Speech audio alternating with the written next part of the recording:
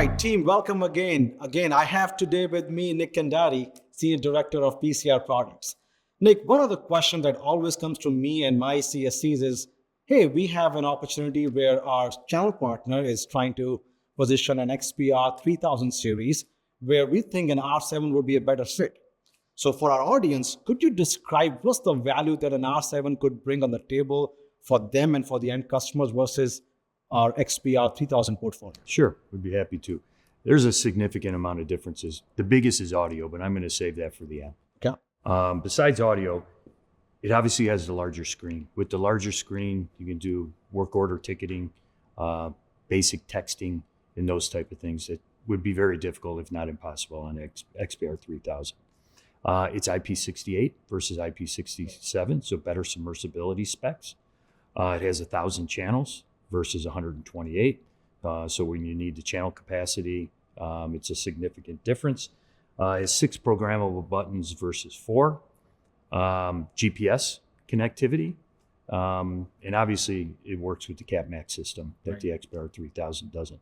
Let me go back to audio. Audio to me is the biggest differentiator.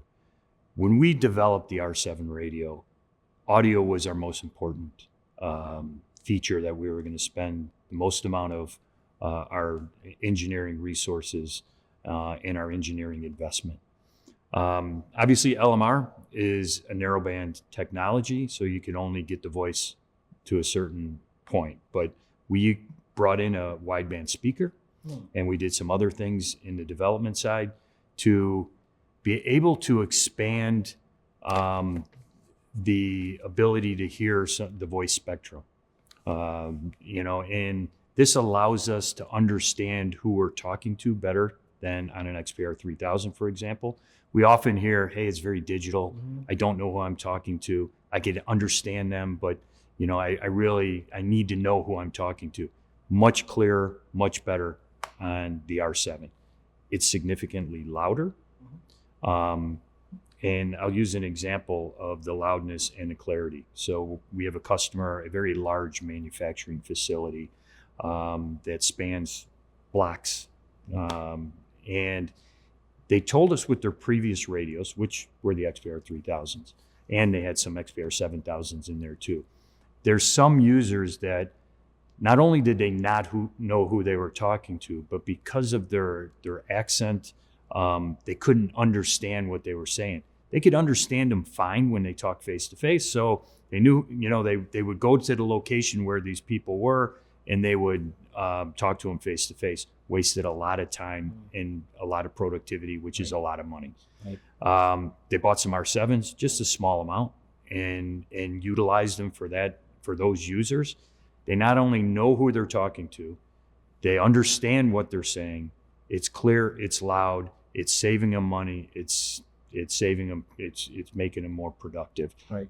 They got rid of all the radios and brought in all R7s. Noise canceling is another feature that we put a large investment in. So we utilize the dual mic technology in R7. It gives us significantly better noise suppression than the sync technology that's in the XPR 3000. What I would suggest, if you're trying to sell between the two, take the radios to a very high noise environment and listen to the difference. We were in, it was over 100 dB environment. We heard clear as day. You didn't really even hear the background noise with R7. When you compared it to XPR 7000 at that time, which similar to XPR 3000, is we were doing the tests against the 7000. You heard all the background noise, and some of it was suppressed out, but it was very difficult to hear. Sure. So again, take the customer to a loud noise environment.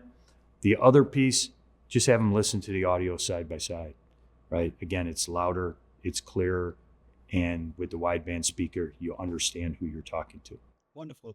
And Nick, we missed one of the features on the R7, the voice recording, if you missed the call. Absolutely. So tell us more about that. That's a great point. The voice recording will, if you miss a call, it will store, and you'll be able to listen back to the call back and receive the call and be able to respond. where we don't have that in the rest of the portfolio. So a very significant feature that we've been asked about for some time, and we implemented in the R7. Right. No, thanks, Nick.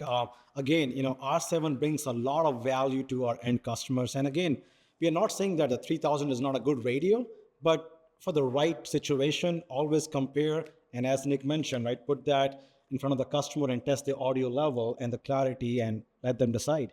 Well, again, team, we have all the tools available to provide you the differentiation between the two products. Reach out to your CSCs and ASMs, or we can bring people like Nick in our conversations who can really help, the customer to see the difference between the two products. Nick, thank you for being here. No, thank you for having me. Thank Appreciate you. it.